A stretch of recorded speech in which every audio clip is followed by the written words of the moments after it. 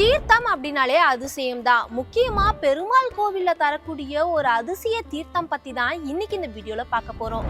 பொதுவாவே ஒவ்வொரு கோவிலுக்குமே சில ஆச்சரியமான அற்புதங்கள் இப்ப வரைக்குமே நடந்துகிட்டு தான் இருக்கு. அதுக்கு காரணம் அங்கு காணப்படக்கூடிய கடவுளுடைய சக்தி தான். அப்படி ஒரு அதிசய நிகழ்வு ஸ்ரீவில்லிபுத்தூர்ல இருக்கக்கூடிய பெருமாளுடைய கோவில்ல நடைபெறுது அப்படின்னு சொன்னா உங்களால நம்ப முடியுதா?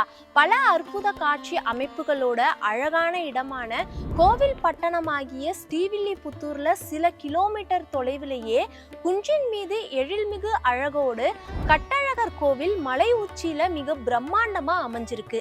இங்க சுந்தரவள்ளி சௌந்தரவள்ளி சமேதர் சுந்தரசேகர் பெருமாளை தரிசிக்கலாம். மலை மீது இந்த கோவில் இருக்கு. இந்த கோவிலுக்கு செல்றதுக்கு 247 படிக்கட்டுகள் ஏறிதான் செல்லணும். இந்த படிக்கட்டுகள் அனைத்துமே தமிழ் எழுத்துக்களான 247 உணர்த்துற விதத்துல அமைஞ்சிருக்கு.